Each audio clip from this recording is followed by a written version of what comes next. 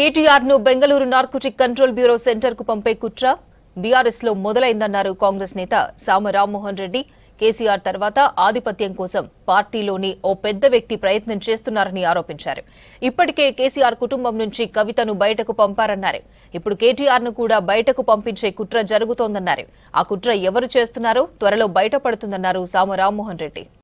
ఈ రోజు బీఆర్ఎస్ పార్టీలో ఆధిపత్య పోరు కోసం తాతాలాడుతున్నటువంటి ఒక టాల్ పర్సనాలిటీ ట్రబుల్ షూటర్లు మరి ఆ స్టేట్మెంట్లోని కేటీఆర్ పేరుని వాడుకొని నార్కోటిక్స్ కంట్రోల్ బ్యూరోలో కేటీఆర్ని ఇరికించేటటువంటి కుట్రలు చేస్తూ ఉన్నారు.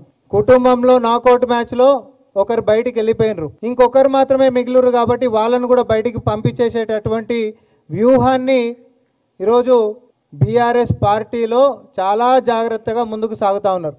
అప్పటి కేసులో ఆ స్టేట్మెంట్లో ఉంటున్నటువంటి పేరుతోటి ఎప్పటికైనా భవిష్యత్తులో ఇరకాటంలో పెట్టొచ్చు అనేటటువంటి దురుద్దేశంతో తద్వారా రాజకీయ లబ్ధి పొంది ఆ పార్టీలో ఆధిపత్యానికి వచ్చి పార్టీ పగ్గాలు చేతబట్టాలనేటటువంటిది నెక్స్ట్ కాంపిటేటర్ అయినటువంటి టాల్ పర్సనాలిటీకి మాత్రమే ఉంటుంది. కాబట్టి ఈ కుట్రల పాపం ప్రపంచానికి తెలియకుండా చేస్తామని చెప్పి అనుకుంటున్నట్టు కానీ దురదృష్టవశాత్తు అన్ని విషయాలు బయటకు వస్తూనే ఉంటాయి. నాకు తెలిసి ఈ వేదిక మీదకించి మేము చెప్తున్నటువంటి దాంతో కేటీఆర్ గారికి కూడా తెలుస్తుందని మేము అనుకుంటా ఉన్నాం.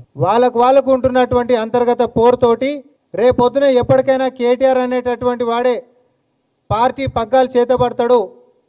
అది జరగొద్దు అని అంటే కేటీఆర్ని గట్టిగా ఇరికించేటటువంటి ఒక వ్యవహారం ఉండాలి. కాబట్టి narcotics control bureau zonal office బెంగళూరులో ఉంటున్నటువంటి దాని దగ్గర వ్యూహం పన్నుతున్నది ఎవరు అనేటటువంటిది భవిష్యత్తులో మీరు అందరు కూడా చూస్తారు.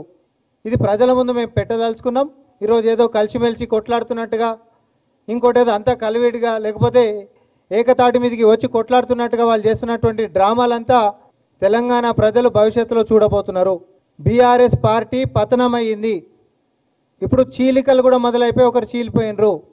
రానున్నటువంటి కాలంలో లెజిటిమేట్గా కేసీఆర్ కొడుకునే పక్కకు తన్నేసేటటువంటి వ్యూహం రచిస్తున్నటువంటి వారి యొక్క రాజకీయం ఏదైతే ఉందో దానికి సహకరిస్తున్నటువంటి నాయకులు ఎవరైతే ఉన్నారో బీజేపీలో ఉండి ఇదంతా భవిష్యత్తులో మనం